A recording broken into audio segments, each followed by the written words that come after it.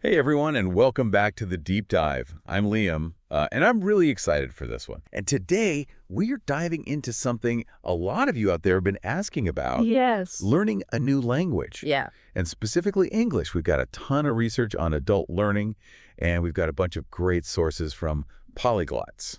That's right. We're going to be focusing on tips and tricks that work well for busy adults, Yes. even if you haven't had much luck learning new languages in the past. Exactly. So let's just get right to it. Yeah. Okay, one of our main sources is Lydia Machová.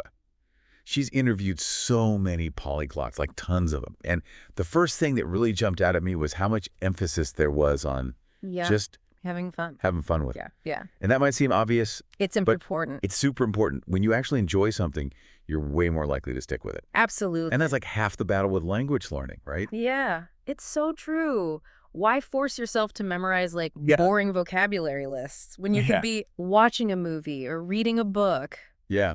Or even just like, trying a new recipe Right. from an English cookbook or something. Exactly. Machová talks about one polyglot who actually learned Russian by joining random Skype chats. Wait, really? Yeah, just absorbing the language. He'd copy and paste phrases back and forth until he could actually start participating himself. That's so cool. But you know what? That makes total sense. Yeah. It's like that saying, the best way to learn to swim is to just jump in the pool. That's a great analogy. Yeah. And it highlights the power of immersion. Just surround yourself with the language as much as possible. So it's not just about studying grammar rules and memorizing words. It's like about actually using the language in a way that feels, natural and enjoyable. Precisely.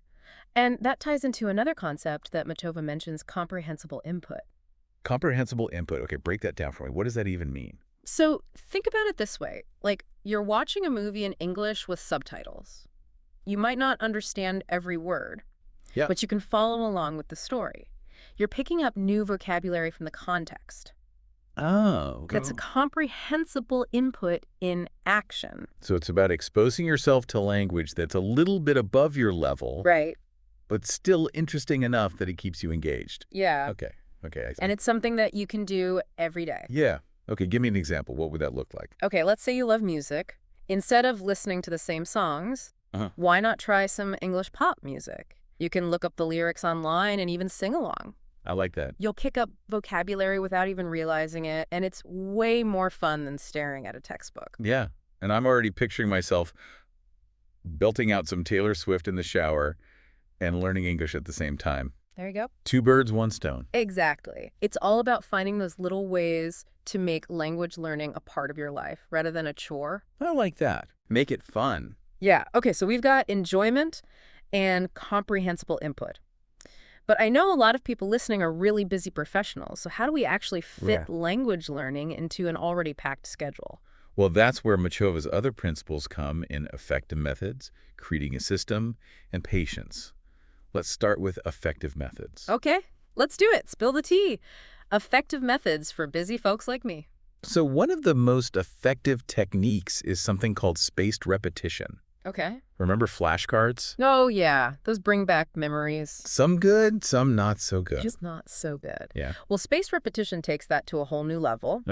It's reviewing information at increasing intervals, so you reinforce what you've learned without cramming. Okay, so instead of trying to learn like a million words at once and then forgetting them all, Exactly. you space out your review sessions to make those memories stick. Yes. And the best part is there are tons of apps that can help you do this automatically. You don't have to be a flashcard master. Okay, that sounds way more manageable. And what about creating a system? How do we, make language learning a regular habit? So think about your daily routine. Where are those little pockets of time you could use? Like your commute, your lunch break, maybe even while you're doing the dishes. I actually started listening to Spanish podcasts while I walk my dog. Oh, nice. And it's been surprisingly effective. Plus, my dog gets extra exercise, so it's a win-win. There you go. You created a system without even realizing it. It's all about finding those little opportunities to sneak in some practice. Right, so enjoyment, comprehensible input, effective methods, creating a system. What was that last one again? Patience. Oh, hey. And this is probably the most important of all. Learning a language takes time. There's just no way around it. But if you focus on consistency and celebrate those small wins, you'll be amazed how far you can come. So it's not about being fluent overnight. It's about making progress and Yes. not getting discouraged when Yeah. things get tough. Exactly. And remember, you're not alone on this journey. We're all here to support you and cheer you on every step of the way. I love that. Okay, so we've got like a really solid foundation. We've talked about finding what you enjoy, immersing yourself in the language, using methods like spaced repetition, and just being patient. But how can we make language learning even more practical, like more integrated into everyday life? Yeah, that's the question, right? Especially for those of us who aren't, jet setting off to English-speaking countries every other week. Hmm. What's Machova's take on that? Well, she actually recommends something surprisingly simple, Okay. talking to yourself in English. Wait, hold on. Like having full-blown conversations with myself in the mirror?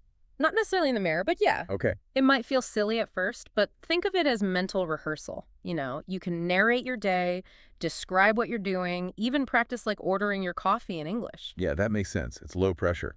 You're not worried about making mistakes or sounding awkward, so you can just, like, let loose. Exactly. It's a great way to build fluency and confidence. And you can do it anywhere, anytime. Okay. I'm starting to see the appeal here. No more awkward silences on first dates. Ah. Just me, myself, and my uh, inner English monologue. But speaking of real-life conversations, Machova also emphasizes, like, finding content that you actually enjoy. Okay, tell me more. I'm all ears. She's like, don't force yourself to watch boring documentaries or listen to, like, stuffy lectures if you'd rather be, watching a sitcom or listening to a true crime podcast. Okay, that's music to my ears. Uh-huh. I love a good true crime podcast. So does that mean, like, my obsession with unsolved mysteries can actually help me learn English? Absolutely. There are so many English language podcasts out there, and you're already familiar with the format. You'll be able to follow along, even if you don't understand every single word. That's awesome. Yeah. I'm already feeling more motivated to learn English, honestly. Okay, so we've got talking to ourselves, we've got finding enjoyable content. What else? What other, like, secret weapons does Machova have? One of the most important things she highlights is setting realistic goals and celebrating those small victories. Oh, I like that. Small victories are my specialty. Right. It's so easy to get discouraged if you're aiming for like perfect fluency right away. But if you break down your learning journey into smaller chunks, you'll be able to track your progress and stay motivated. So, like, what would a realistic goal even look like? For someone just starting out with English. It could be as simple as learning 5 new words a day or watching 1 episode of an English TV show each week. That's a good idea. Right. So it's not about becoming, Shakespeare overnight. It's about those small, consistent steps that add up over time. Exactly. And don't forget to celebrate those wins. Did you finally master that tricky grammar rule? Or did you understand a whole conversation without needing subtitles? Give yourself a pat on the back. I'm all about celebrating. Any excuse for a little celebration, I'm there. But Yeah. how do you know when you're actually making progress? I mean, beyond like just checking boxes on a language learning app. That's a great question, and it's something a lot of language learners struggle with. Remember, fluency isn't just about knowing all the grammar rules or vocabulary words. It's about being able to communicate, being able to connect with people. So it's more about like using the language in real life than like acing a grammar test. Exactly. Think about why you're learning English in the first place. Like, do you want to travel, make new friends? Maybe you're hoping to, land a job that requires English. That reminds me of something, actually. One of our listeners wrote in and said they wanted to learn English so they could finally have a conversation with their grandmother who only speaks English. Oh, that's beautiful. And it gives you like a really clear benchmark, right? Like, can you understand what your grandmother's saying? Can you respond in a way that she understands? Can you actually share stories and experiences with her in English? That's a really cool way to think about it. It's not about being like perfectly grammatically correct. It's about being able to connect with someone you care about. Yes. So think about what success looks like for you. Maybe it's ordering food at a restaurant without like feeling totally lost. Or maybe it's having a conversation with a native speaker about your hobbies without needing to constantly look up words. Yeah, it's about like finding those moments where the language comes alive. Yeah. And it becomes a tool for, connection and experience. Right. Absolutely. And those are the moments that make all the effort worthwhile. Yeah. It's about opening yourself up to a new culture, a new way of thinking, like a new way of seeing the world. That's so inspiring. I'm feeling very pumped to dust off my English textbooks and get back on the language learning train. But I do have one notion that's been bugging me. You know how some people just seem to have like a natural talent for languages? Like they can pick up new languages effortlessly, while the rest of us struggle just to remember basic vocabulary? Ah, the myth of the language gene. It's a common misconception, but the truth is there's no such thing. Wait, are you serious? So you're telling me that anyone can learn a new language? Like, regardless of their background or, like, their natural abilities? Absolutely. What polyglots have is a passion for languages and a willingness to experiment. Yeah. They try different methods until they find something that works for them. So it's not about some, like, magical ability. It's about, like, finding the right approach and putting in the effort. Exactly. And Machová actually shares some really great examples of this in her talk. She talks about two polyglots, Benny and Lucas. Both of them struggled with languages in school. Oh, yeah. Benny thought he just didn't have the language gene. He couldn't speak Irish or German despite years of classes. Wow.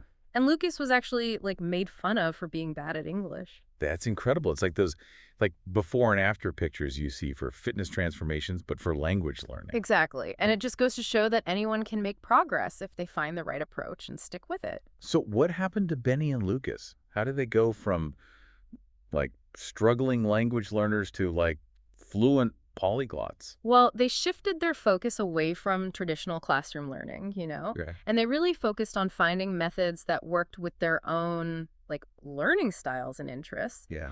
Benny started focusing on speaking with native speakers and getting immediate feedback. Uh-huh. While Lucas, he found success with that, unconventional Skype chat method that we talked about. That's amazing. It's like those stories you hear about people who overcome incredible odds to achieve their dreams. Yeah. It just goes to show that with the right mindset and the right approach, Yeah. Anything is possible. Yeah. It really is amazing what we can accomplish, when we find a method that really clicks. Absolutely. And that's, one of the biggest takeaways from everything we've talked about today. It's Yeah. not about, having some kind of innate talent or special ability. Mm-hmm. It's about finding what you enjoy, using effective methods like spaced repetition, Yeah. creating a system, being patient, and most importantly, just taking charge of your own learning journey. I love that. It's about, like, empowering yourself to become an English speaker, Yeah, regardless of, any past experiences or any doubts you might have. exactly. And remember, it's never too late to start. Whether you're a complete beginner or you've tried learning English before, there's a whole world of possibilities out there waiting for you. All right, so as we wrap up this deep dive into the world of English learning, what's one final thought-provoking question you want to leave our listeners with? Something to really get them thinking about their own journey. I would ask them this. What's one small change you can make today to start enjoying learning English? Okay. Is it downloading a language learning app? Is it finding an English podcast about something you're interested in? Maybe it's just committing to 15 minutes of vocab review before you go to bed. Yeah. Whatever it is, just take that first step and see where it leads you. That's such a good challenge. It's about making English learning, part of your life, not just another thing on your to-do list. Exactly. And who knows, you might just surprise yourself with how much you enjoy the process and how far you can go. Absolutely. Well said. And on that note, I think we're going to wrap up this deep dive. Sounds good. I hope you all found this exploration of English learning as fascinating and encouraging as I have. Me too. Remember, the key is to find what works for you. Have fun with it and never stop exploring. Happy learning, everyone.